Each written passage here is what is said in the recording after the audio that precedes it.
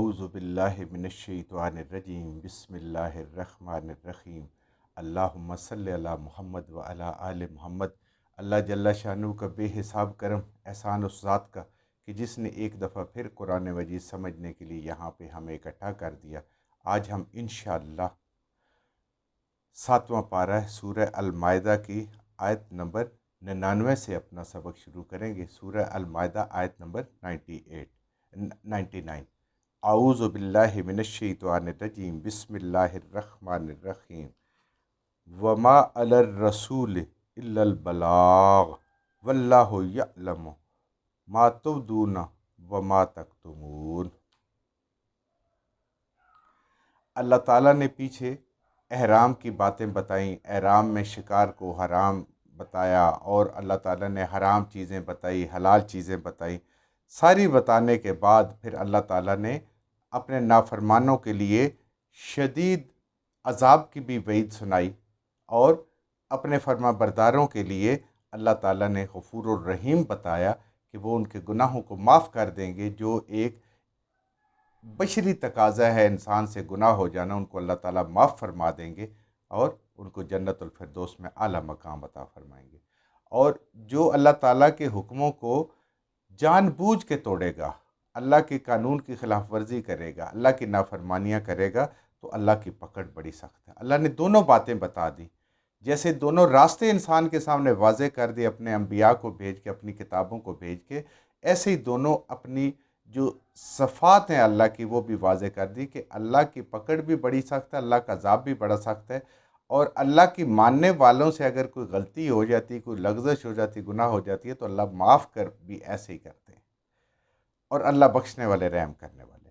وما علی الرسول، اور نہیں ہے ذمہ ہمارے رسول پر، الرسول کون سے رسول؟ محمد الرسول اللہ صلی اللہ علیہ وآلہ وسلم، خاتم النبیین، رحمت للعالمین۔ نبی کریم صلی اللہ علیہ وسلم کا ذکر فرما کے اللہ کہہ رہے ہیں کہ میرے رسول، میرے محمد، میرے محبوب صلی اللہ علیہ وآلہ وسلم کے ذمے کیا ہے؟ الا البلاغ، پوری بات کو پہنچا دینا، پوری بات کو لوگوں تک پہنچا دینا، بغیر کسی ایک نقطے کے، زیر کے، زبر کے، کسی چیز کی کمی کیے بغیر پہنچا دینا، اللہ کا پیغام پہنچا دینا۔ یہ اللہ کے نبی صلی اللہ علیہ وآلہ وسلم کے ذمے، اور ہر نبی کے ذمے یہی ہوتا ہے۔ تو ان کا کام ہے پہنچانا، آگے ان کو ماننا یا اس کو نہ ماننا، یہ اللہ نے انسان کو اختیار دیا ہوا ہے۔ اگر پہلی بات سن کے بغیر کسی تردد کے حضرت ابوبکر صدیق رضی اللہ تعالی عنہ نے اللہ کے نبی صلی اللہ علیہ وسلم کی نبوت کی تصدیق کی، تو یہ ان کی اپنی مرضی تھی، اور ابو جہل نے سب کچھ سمجھ کے بھی اگر آپ کی تصدیق نہیں، تو یہ ابو جہل کی اپنی مرضی، ابو لہب کی اپنی مرضی، عتبہ شیبہ کی اپنی مرضی۔ یہ انسان کے پاس اختیار ہے، جیسے اختیار ہے نا کہ اذان ہوتی ہے تو مرضی ہے نماز کے لیے جائیں، نماز پڑھیں، مرضی ہے نہ پڑھیں، کچھ بھی نہیں ہوتا۔ لیکن اس کا ایک فائنل رزلٹ پچھلی آیت میں ہمیں پتہ چلا کہ اللہ تعالیٰ کے جو نافرمان لوگ ہیں، جن کے کان پہ یہ اس بات پہ جوں نہیں رینگتی، اعلموا، جان لوگ، انہیں پتہ ہونا چاہیے، انہیں اس بات کا یقین ہونا چاہیے کہ اللہ تعالیٰ کا عذاب بڑا سخت ہے، اس کے نافرمانوں کا عذاب، اپنے نافرمانوں کے لیے بڑا سخت عذاب ہے، اور اپنے فرمانبرداروں کی توبہ پہ سارے گناہ معاف ہو جاتے ہیں۔ رسول کے ذمے ہوتا ہے بات کو پہنچا دینا، اور یہ ذمہ داری نبی کریم صلی اللہ علیہ وآلہ وسلم کی ہے۔ واللہ یعلم، اور اللہ خوب جانتا ہے، ما تبدون و ما تکتمون، جو کچھ تم چھپاتے ہو، جو کچھ تم ظاہر کرتے ہو، تبدون و تکتمون، اور جو کچھ تم چھپاتے ہو، جو کچھ تمہارے دلوں میں سوچ ہے اللہ کو وہ بھی پتہ ہے، اور جو تم اپنے عمل سے ظاہر کر دیتے ہو وہ بھی پتہ ہے۔ اللہ کے لیے دل میں بات ہونا یا عمل سے ظاہر کر دینا کوئی فرق نہیں پڑتا، اللہ دونوں چیزوں کو جانتے ہیں، یعنی ظاہر اور باطن اللہ کے لیے برابر ہے۔ انسان کچھ بھی نہیں چھپا سکتا، دنیا سے چھپ سکتا ہے، انسانوں سے چھپ سکتا ہے، انسانوں کو نہیں پتہ چلے گا، دھوکہ بھی دے سکتا ہے، سب کچھ کر سکتا ہے، لیکن میرے رب کو سب کچھ پتہ ہے۔ یہ انسان کو یقین ہونا چاہیے، اور جب یہ یقین ہو جائے تو پھر گناہ کرنا ذرا مشکل ہو جاتا ہے، پھر انسان نیکی کی طرف راغب ہوتا ہے۔ بس اللہ میں یہ یقین عطا فرمائے۔ قُلْ لَا يَسْتَوِي الْخَبِيثُ وَالطَّيِّبُ، یہ بھی ایک بہت اہم ترین مقامات میں سے ایک مقام ہے انسان کے عقیدے کے حساب سے اور معاشرے کے حساب سے۔ قل، اے نبی کریم صلی اللہ علیہ وآلہ وسلم فرما دیجئے، اپنی امت سے کہہ دیں، اپنی امت سے کہہ دیں، ایمان والوں کو کہہ دیں، تمام لوگوں کو بتا دیں، لا یستوی، نہیں ہے برابر، کوئی صورت نہیں ہے برابر، الخبیثو، حرام مال، ناکام مال، ناپاک مال، غلط کام، برائیاں کبھی بھی برابر نہیں ہیں، والطیبات، پاکیزہ چیز کے ساتھ، حلال چیز کے ساتھ، جو اللہ تعالیٰ نے حلال کیے اس کے برابر کبھی حرام ہو ہی نہیں سکتا، یہ کبھی برابر نہیں ہو سکتے۔ یعنی نبی کریم صلی اللہ علیہ وآلہ وسلم کی اور ایمان والوں کی ایک مثال انسان اگر غور کرے کہ 13 سال مکہ میں تقریباً آپ کہہ سکتے ہیں کہ 140 کے قریب لوگ جو ہے وہ ایمان والے تھے، اور باقی سارے کے سارے شرک کرنے والے مشرک لوگ تھے۔ غلبہ کس کا تھا؟ شرک کا تھا، لیکن اس کے باوجود کامیاب کون تھا؟ وہ جو مختصر سے لوگ تھے۔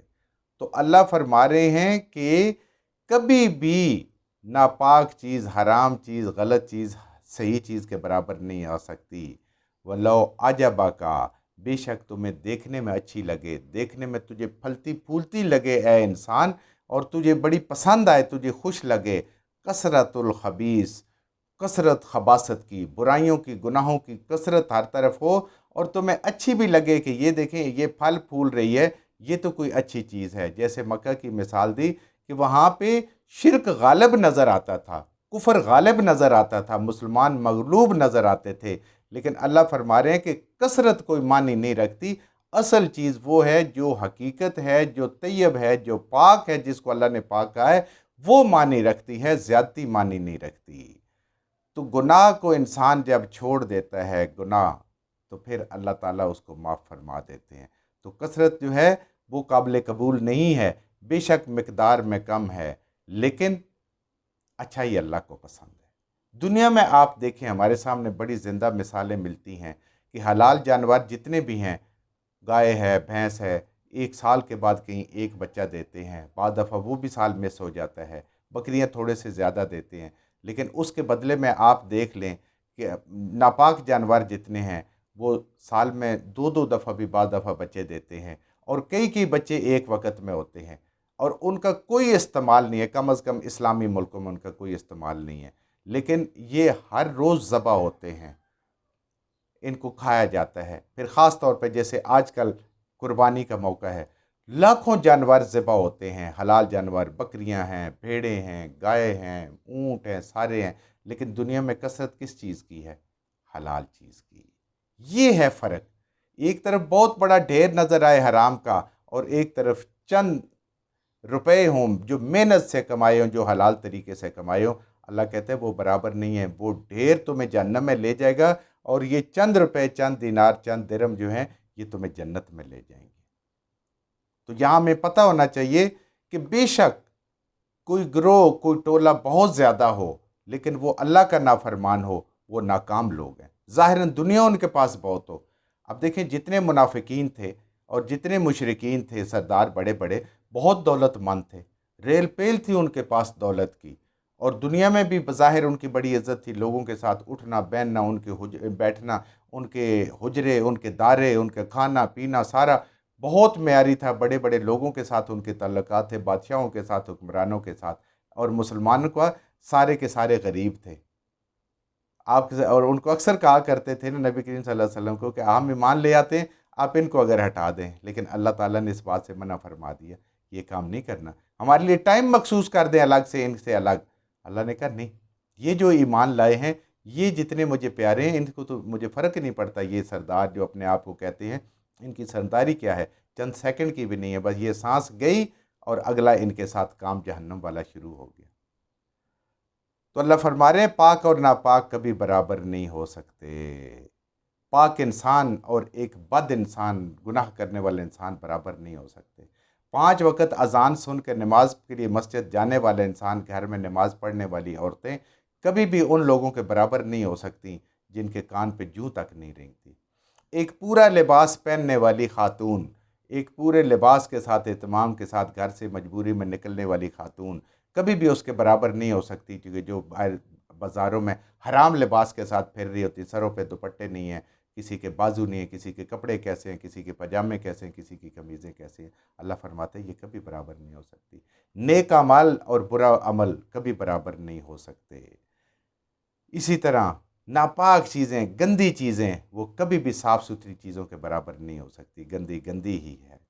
سخی کبھی بھی بخیل کے برابر نہیں ہو سکتا، سخی سخی ہوتا ہے، بخیل ہمیشہ ذلیل ہونے والا ہوتا ہے۔ اللہ کا فرمان بردار اور اللہ کا نافرمان کبھی برابر نہیں ہو سکتے۔